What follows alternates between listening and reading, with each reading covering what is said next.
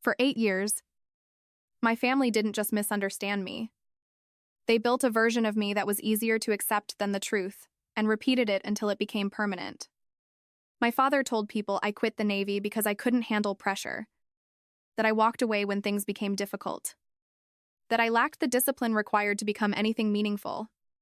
He didn't say it once. He said it enough times that it stopped sounding like an opinion and started sounding like fact. My mother never corrected him. She didn't defend me. She just let it exist, which, over time, became its own form of agreement. The truth was something I wasn't allowed to explain.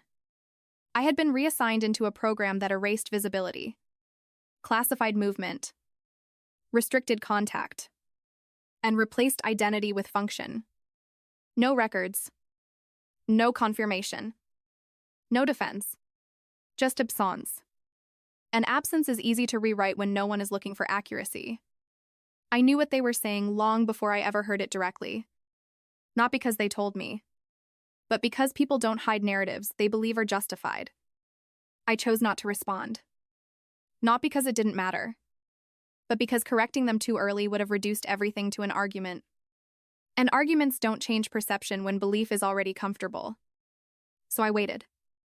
Not passively, but deliberately. Because if someone is committed to misunderstanding you, the only way to change it isn't to explain. It's to let them repeat it long enough that when the truth appears, it doesn't just contradict them. It exposes them, and I knew exactly where that moment would happen. I just needed them to say it one more time. When my brother invited me to his ceremony, I accepted immediately. Not because I felt obligated to be there, and not because I wanted to reconnect. I accepted because it created the one environment I had been waiting for. Public. Structured. Controlled by authority. A place where perception doesn't get negotiated, it gets defined. I already knew who would be attending. I knew who would be speaking. And more importantly, I knew something they didn't. My former commanding officer was presiding over the event, someone who understood exactly what my absence had meant. Someone who knew the version of me they had spent years replacing with something more convenient. I didn't reach out to him beforehand. I didn't need to. Recognition, when it comes from the right source, doesn't require coordination. It only requires presence. I arrived early and chose a seat in the back. Not to hide, but to observe the structure as it formed. My father took his place in the front row. Confident. Composed. Fully invested in the narrative he had built over time. My mother sat beside him. Quieter, but no less aligned with the version of events that had excluded me. And my brother stood on stage, preparing to step into something he believed I had failed to achieve. That was the positioning. That was the moment before correction. I didn't interrupt anything. I didn't shift the energy in the room. Because disruption creates resistance, and resistance weakens impact. I needed everything to remain exactly as it was. Comfortable. Certain. Predictable. Because people reveal themselves most clearly when they believe the story is already finished. And they all believed that if your own family misjudged you for years, would you correct them quietly, or wait for the perfect moment to prove them wrong in front of everyone? Comment your move. The ceremony followed a structure I had seen before. Speeches about discipline, commitment, sacrifice. Words that carried weight in that room, even if no one there associated them with me. I listened without reacting. Not because they didn't matter, but because I understood exactly when they would start to matter. My brother stepped forward when his name was called. Posture straight. Controlled. Stepping into a version of recognition that had always been denied to me in that space. My father applauded first. Confident. Reinforcing everything he had said about me over the years without needing to repeat it out loud. That was the final layer of the narrative. Complete. Stable. Untested. Then my former commanding officer stepped forward. The shift was subtle at first. Not in volume, but in attention. Authority changes how people listen. He began speaking about service in a way that didn't rely on general statements, but on specifics, operations that required absence, roles that required silence, the kind of work that doesn't allow explanation, even when explanation would have changed everything. That was when I saw it. The moment recognition crossed his expression as his eyes moved across the room and landed on me. It wasn't surprise. It was calculation. A brief pause. Just long enough to register context. Then a decision. And that decision didn't involve asking permission. "There's someone here today," he said. His tone unchanged, but his focus precise, who represents that kind of service better than anything I could describe. The room shifted. Not physically, but in expectation. People started looking around, searching for something they didn't yet understand. I didn't move. Not immediately. Because timing matters more than motion in moments like that. Then he said my name, not the version they used. Not the one attached to their narrative.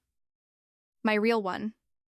Followed by the title they had spent 8 years proving didn't belong to me. And just like that, the story they believed wasn't corrected. It was replaced. I stood up when my name was called. Not quickly. Not hesitantly. Just at the exact moment where delay would turn into avoidance. Every movement after that belonged to the same structure I had waited for. Measured.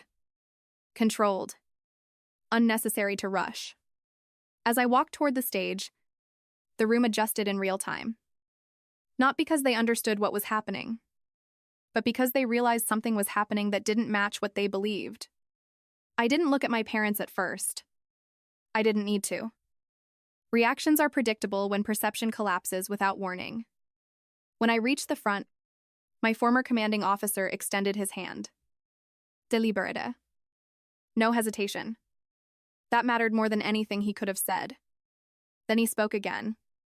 Not generally, not vaguely, but specifically, about assignments that required complete absence from public record, about operations where recognition was not delayed, but denied by design, about the cost of being erased from your own life while still expected to fulfill it.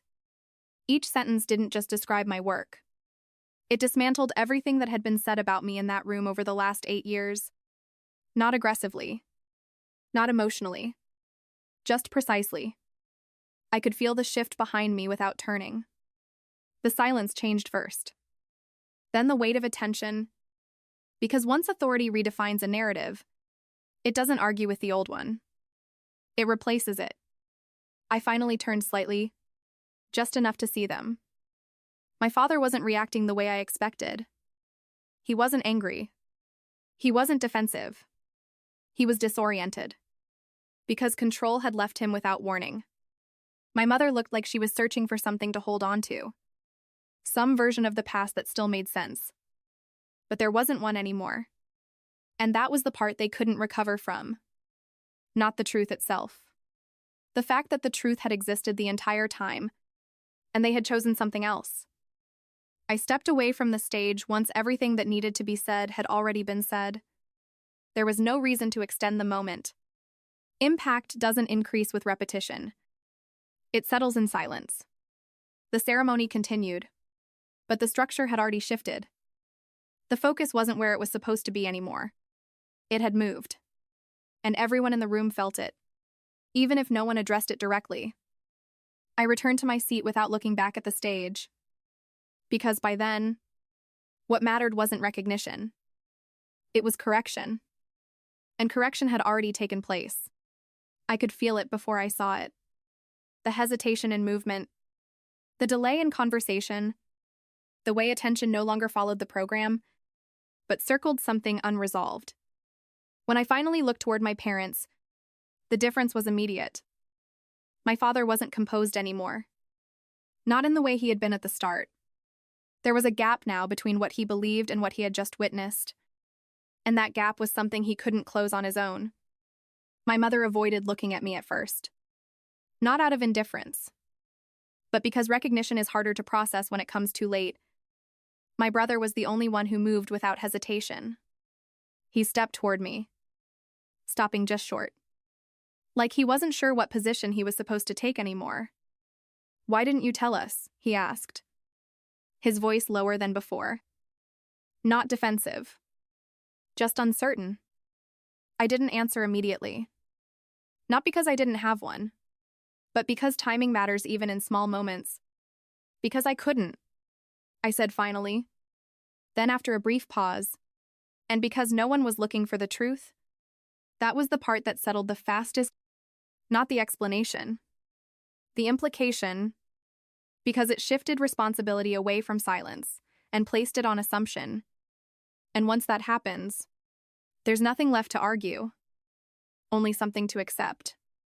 I didn't stay after the ceremony. There was no reason to turn it into a conversation. No need to extend something that had already reached its conclusion. Public correction doesn't require private discussion. It only requires clarity. And that had already been established in the only place it mattered. Hours later, when we sat at the same table again, the structure was completely different. Not because I had changed, but because they finally saw me without the version of me they had created. My father tried to explain himself.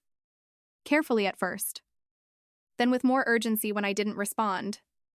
My mother tried to soften it, reframing years of silence into something that sounded less deliberate. But explanations only exist when there's still something to negotiate. There wasn't. I let them speak until the words started repeating themselves. Until even they realized there was nothing new left to say. Then I stood up. "You didn't lose me because I didn't explain," I said. My tone even. Unchanged. "You lost me because of what you chose to believe when I wasn't there to defend myself." I paused for a second. Not for effect, but because there was one part they still didn't understand. And this wasn't the first time I heard what you said about me. That was when the room shifted again. Smaller this time, but sharper. I knew long before today. I added, "I just needed to see how long you'd keep saying it if no one stopped you." I didn't wait for a response. I didn't need one. Because that was the part that mattered. Not what they said. How long they were willing to believe it. I left without looking back. Not out of anger, but because closure doesn't require agreement, it only requires truth. So be honest, is this justice? Or is he just as calculated as the people who judged him? And would you have stayed silent this long just to see the truth? Drop your answer below. And don't forget to like, subscribe, and turn on notifications.